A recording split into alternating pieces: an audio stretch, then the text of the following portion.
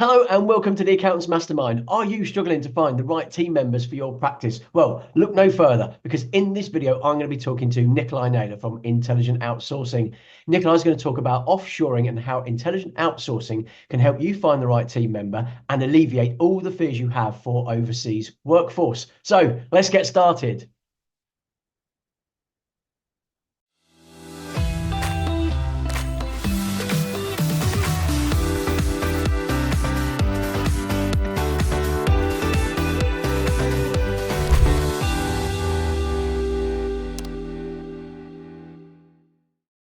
So today I am joined by one of our partners, Nikolai Naylor from IO. Nikolai, could you just introduce yourself and tell us a little bit about you, your practice and IO at the start? Sure, Mark. Well, I'm Nikolai Naylor. I have Intelligent Outsourcing, which creates offshore accounting firm teams for firms of accountants and bookkeepers. And I also have Naylor Accountancy Services, which is in the UK, and we've been growing our business in the UK in Naylor Accountancy Services using Intelligent Outsourcing. And I've also written a book, The Firm You Want, which is sort of my experiences of running Naylor Accountancy Services and the mistakes that I've made, and just putting those on to other people and trying to help people grow their businesses as well. Thank you. So, from my understanding, obviously, I've known you for a few years now. Yes. You had your accountancy practice, Yes. and you had a pain, a problem, and I believe that's how intelligent outsourcing was kind of started. Is that right? Yeah, that's correct. Because I couldn't find talent where we live because we live so close to London. So everybody was going to London. So the cost of the talent would have been really high. But there wasn't really any talent around anyway because they went to the city of London. So I couldn't find anyone. I was doing mums at home, working from home, but it didn't quite work because they never wanted to work longer than a certain number of hours. This is for me. So I needed to start to look at something else. And I didn't want to outsource work because that was what I was hearing from webinars and seminars. I wanted to create a team or somebody who works using my systems and processes and I had control of rather than no control. So that's why I started Intelligent Outsourcing in the Philippines. It was through, this is 8 years ago, Mark. So it's a long time ago. I might have had a few more hairs then as well. Okay. Yeah. So thank you for sharing that. So what would you class the difference between outsourcing and offshoring, and what do you think is the biggest difference that other accountants or bookkeepers watching this would get from outsourcing over offshoring? Or offshoring over outsourcing. Oh, that's what I meant. Yes. Yeah. No, I know what you mean. So we call ourselves intelligent outsourcing because we say offshoring is the most intelligent way to outsource. And it's also because when we started 8 years ago, nobody had a clue what an offshore team was or anything. They had no idea. So that's why we did it, because offshoring is a subset of outsourcing. But the big fundamental difference between outsourcing of work and offshoring, creating an offshore team, is that outsourcing of work uses their systems and processes of the firm of outsourcers, and you have to give it in their prescribed way, and you never know who's doing the work because it can be a different person each time, so they never learn any mistakes. But the other thing is that normally, and this is what we hear from people, because we, the conversation is that if they do in bookkeeping, as soon as if you want to do self-assessments or TCS of your accounts, that's a different person, but it's also a different cost and everything. It's an extra cost. Whereas creating an offshore team member, yes, it's more because it's a full person that you need to have, but they're working for you like working in the UK but remotely in our offices here in the Philippines, and it's basically do anything using your systems and processes, so you have full control.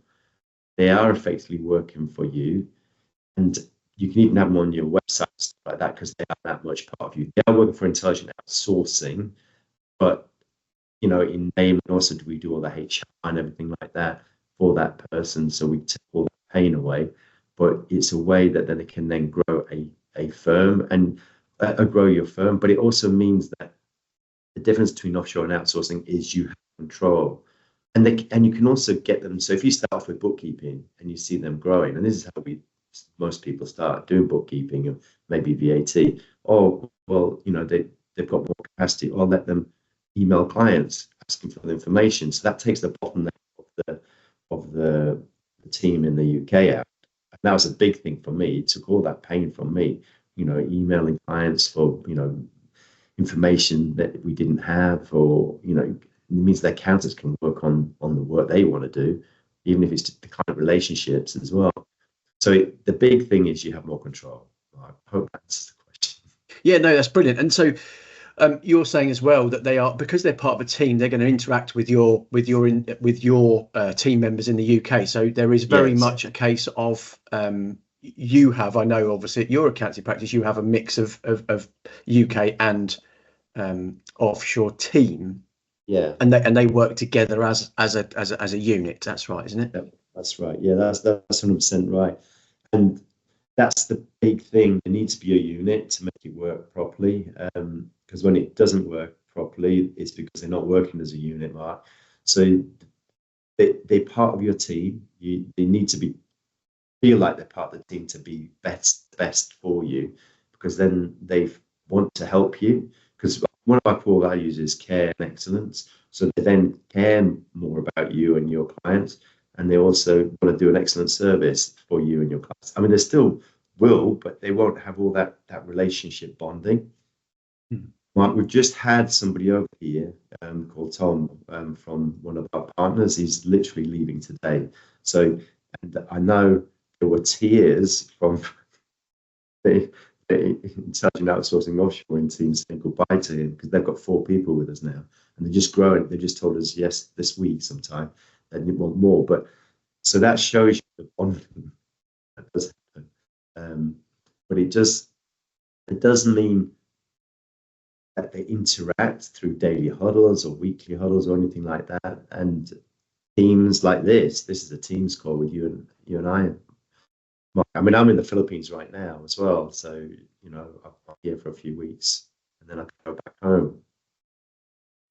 Excellent. So, obviously, finding talent and some of the other stuff that you've talked about. What other problems do accountants and bookkeepers face that you believe offshoring, specifically with intelligent outsourcing, solves? I mean, the talent bit is interesting.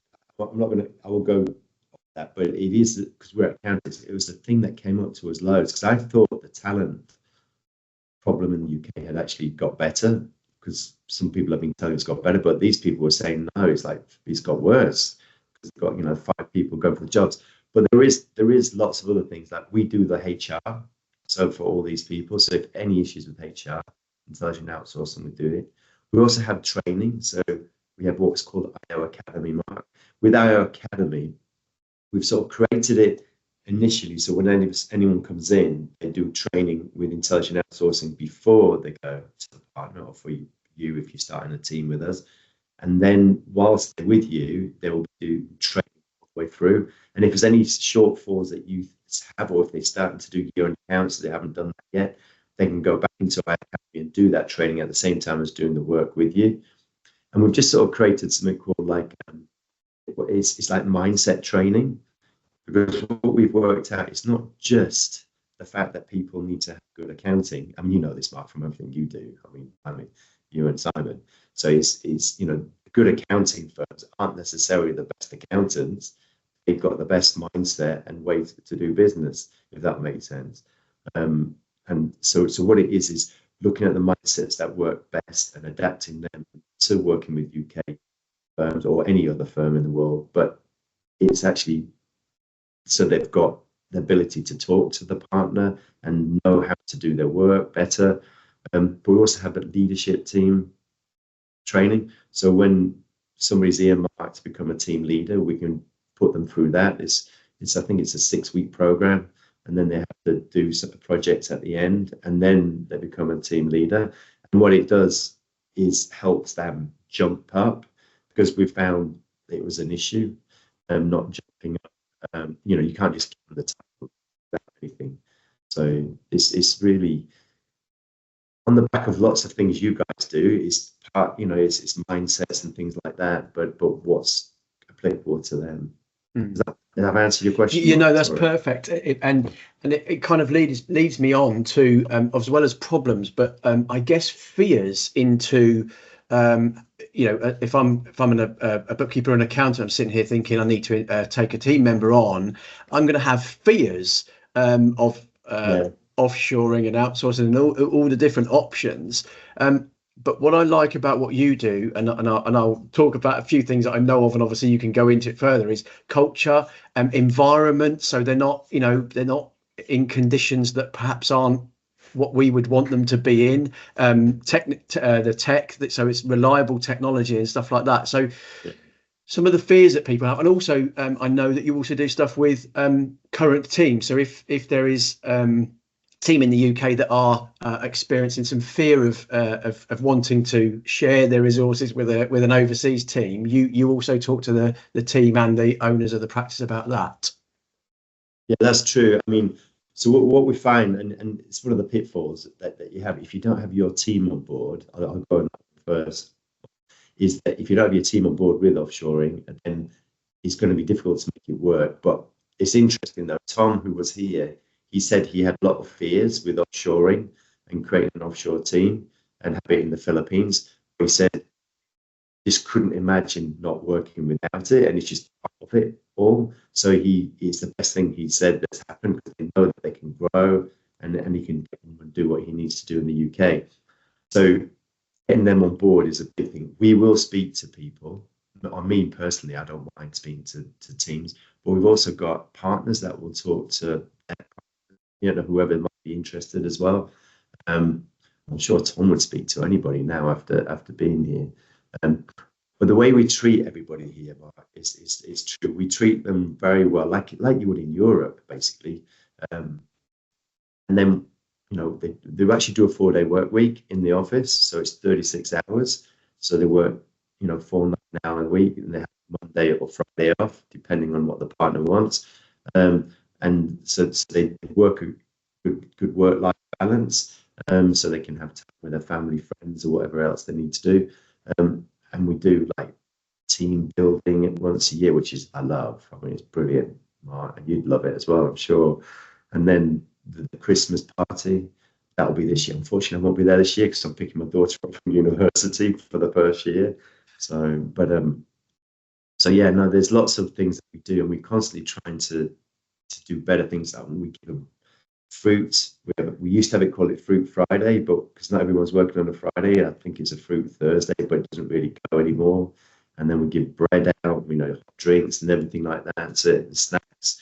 So it's just a way of wanting people to be here, have fun. Because one of our core values is have fun, which I'm sure you know. But, so we try to do that. But we also look at giving back.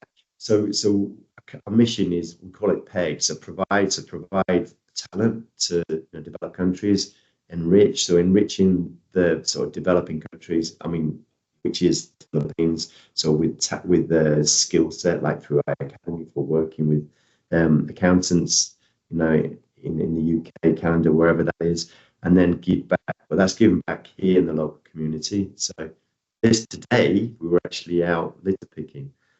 And after 2 storms and the typhoon, oh my goodness, it's absolutely terrible. The beach is awful. So we do that once a month, and it's voluntary. But I mean, today we just picked up. I don't know if you saw it on LinkedIn, Mark, but it's 50 bags of. I haven't been on LinkedIn since because I've been too busy. But 50 bags of rubbish and 15 tires. So, and that was just a few of us doing that because it's voluntary. Whoever wants to do it and is able to do it. And it was last minute because I said we have to do it whilst I'm here because I love doing these things. And also after I saw the beach, I said it has to be whilst I'm here because it's really bad running on this beach. I normally pick up litter, but I don't know how to start. There's just too much litter there. Normally it's not quite so bad.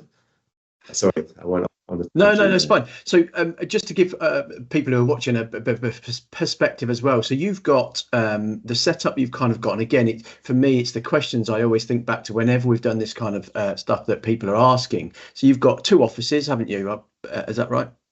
We actually have 3, but 3. we've got 2 locations. No, but you're right. We've got 2 locations. We have 2 offices here where I am in Subic. So we have one where I'm in now, which is the spanking brand new office, and then our older office, which is just a 5-minute walk, which is my office. I normally have my office in there, and I'm here.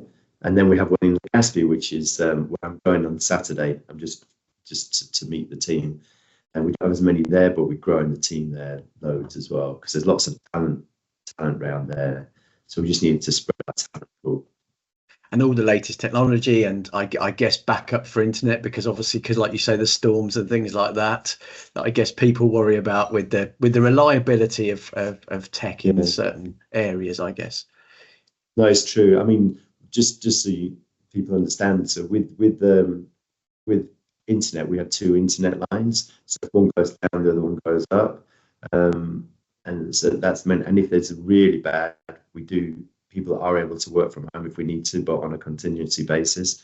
So that can happen. But we've got data protection things in place and everything like that. So we are GDPR compliant, but we prefer them in the office. That's where we want them to be, basically. Yeah, well, it helps with the culture that you've created, because I know that was a really important thing for you as well. And if you've already talked about that, some of the stuff that you do, but I know that culture was one of the things that you've worked particularly hard on, because you want them to be able to integrate into the companies that they work for easier. Yeah, and I think by being in the office all together, they create that culture around them more, and it's also, it is more data secure as well, because there's all those things that we have to think about here in the Philippines. But having 2 offices, 2 locations is really good, because it means that we can look for talent in both places. Because we've been here so long, it's good to have another location which hasn't really had the plethora of other BPOs, what we call here, for all the different things that people work with. And I think one of the other things as well that, and it's not just bookkeepers, is it? I mean, if I'm a accountant or bookkeeping practice, I can any array of talent, I guess. What sort of level of team could I get if I went to Intelligent Outsourcing?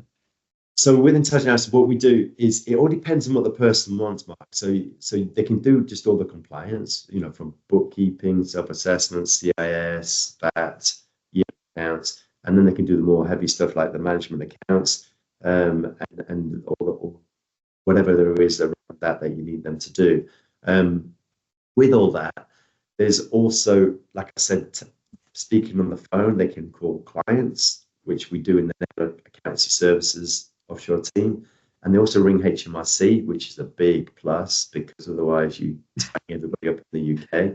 And it's like them ringing from here, as long as you've got the right phone lines.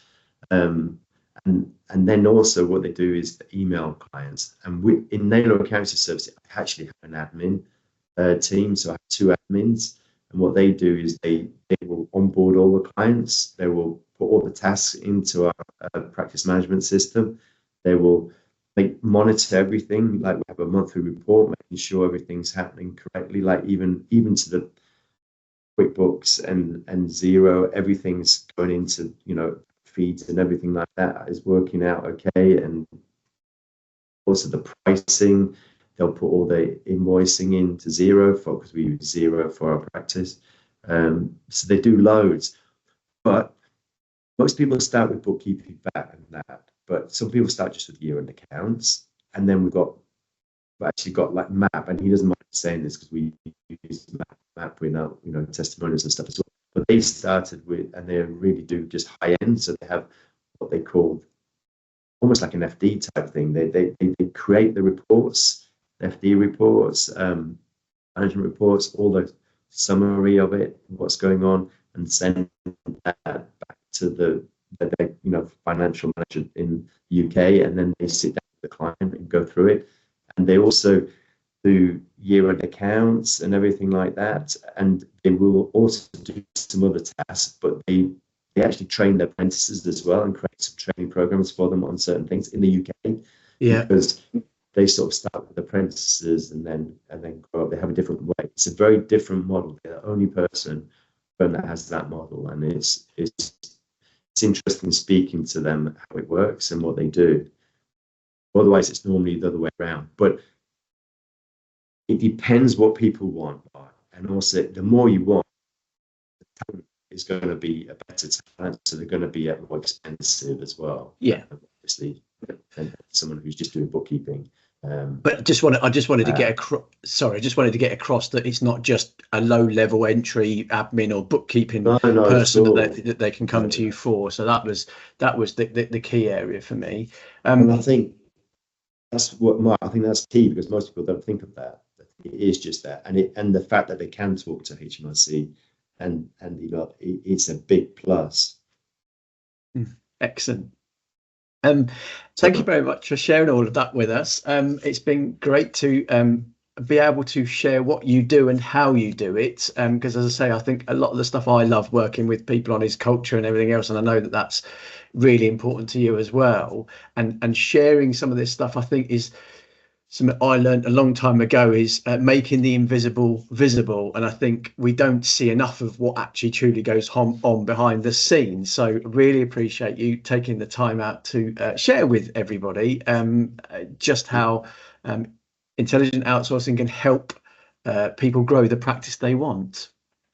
Well, thank you, Mark. Thank you very much. And I'll just share #hamster with you. Yes, well, I wondered. You did do the book already, so I thought I did wonder how long it would be, but yes. And if anybody wants any further information, they can contact me, or they can obviously connect with you on LinkedIn. Yeah, we will be delighted to put you in touch with Nikolai. Brilliant. Well, thank you, Mark. Thanks for your time. Thank you very much. You can also message me if you want on LinkedIn. Just DM me. Brilliant. Thank you very much. I'll speak to you soon. Thanks, Mark. Cheers. Bye. Bye.